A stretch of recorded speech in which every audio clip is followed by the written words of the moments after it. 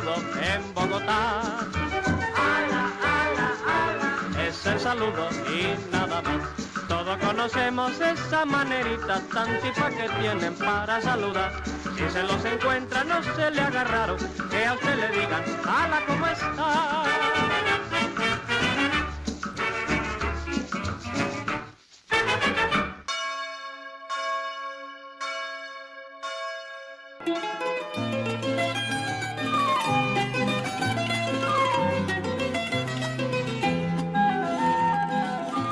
Esta es una ciudad que desde muy temprano, prácticamente desde los primeros años de su construcción, de su fundación y construcción, se empezó a acompañar de edificios de carácter religioso, de iglesias, de ermitas, de capillas, de cofradía, porque eso va a acompañar la vida de los habitantes de esta ciudad por los siguientes 400 años.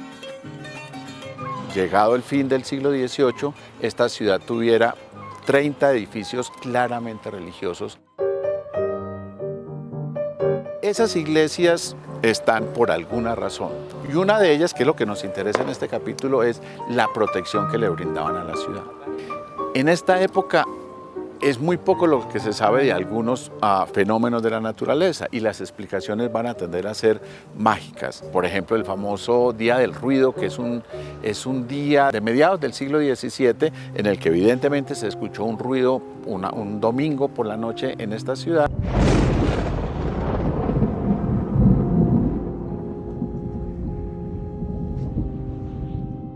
Y lo que van a acabar por concluir es que eran los demonios que estaban atacando la ciudad por los pecados de sus habitantes. Eso está en el clima de creencias de la época. De ahí que esta ciudad se llene de iglesias. Este sector está totalmente protegido por ermitas y por iglesias. Y si uno las va colocando en orden, va entendiendo lo que sucede. Y el ejercicio vale la pena hacerlo. Si miramos de norte a sur, comenzando por oriente, en el sentido de las manecillas del reloj, la primera es San Diego, el que va a ser la ermita o la capilla de Nuestra Señora del Campo. Ahí a mediados del siglo XVII, siempre va a haber una aparición milagrosa o asociada a una aparición milagrosa, se va a construir una capilla a la Virgen del Campo. Y la Virgen del Campo va a estar asociada con la protección contra los hongos o enfermedades del trigo y de la cebada. Y eso es importante tenerlo en cuenta. Todo lo que estamos viendo al fondo, que es la sabana de Bogotá, a mediados del siglo XVII es un inmenso trigal y cultivos de cebada.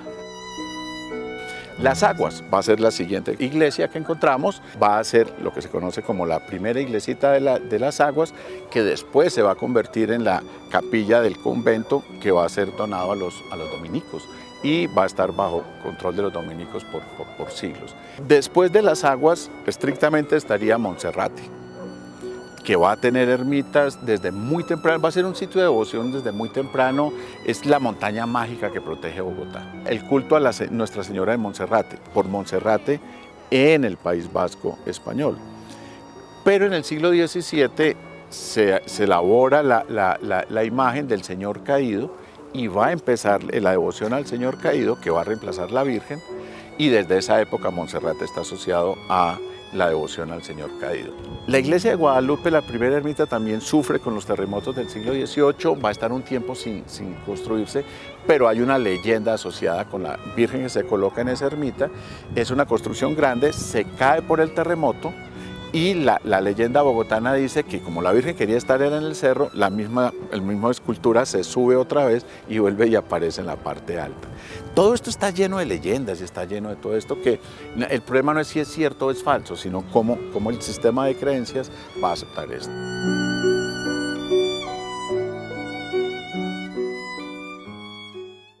La que sigue en orden es donde estamos en estos momentos, la Peña, y la iglesia asociada también a la Virgen. Pero la primera peña está en el Cerro de la Cruz, que está aquí atrás. Esa es construcción del siglo XVII, por supuesto tiene que ver con una aparición mágica, y se encuentra el famoso indígena o campesino, en fin, que sube por la montaña y va a encontrar una imagen en la piedra de la Sagrada Familia. En los terremotos de finales del siglo XVIII se daña la iglesia, se derrumba realmente y se va a construir aquí en este sitio donde está la peña desde entonces. Belén es una pequeña ermita asociada a un sitio muy afuera de Bogotá que se llamaba El Pedregal.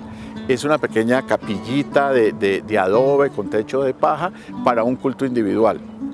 Ya en el siglo XVII coge más fuerza el culto a la Navidad asociada a Belén. Ya entrado el siglo XX, pues se va a construir la iglesia que estamos viendo. Si seguimos, la iglesia de Santa Bárbara originalmente es una ermita asociada a la Santa Bárbara. Y Santa Bárbara protege la ciudad contra los rayos.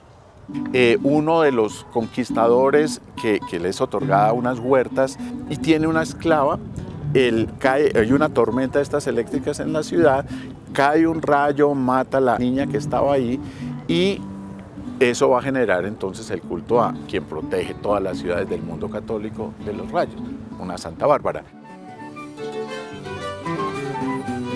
La siguiente es la ermita de San Victorino, que después se va a convertir en iglesia. La crónica lo que dice es que pensando en que este lugar que iba cogiendo fuerza porque era la entrada de las ciudades de Honda, en fin, y que ahí ya había una feligresía suficiente, se piensa en construir una iglesia. ¿De qué cuida San Victorino la ciudad? De los temblores. Toda la ciudad está rodeada de ermitas, unas se conservan como tal, otras se van a volver iglesias, pero es un redondel, o sea, todo esto que está aquí, así, tiene, y con esta parte de los cerros, tiene una serie de capillas con diferentes funciones que van protegiendo la ciudad.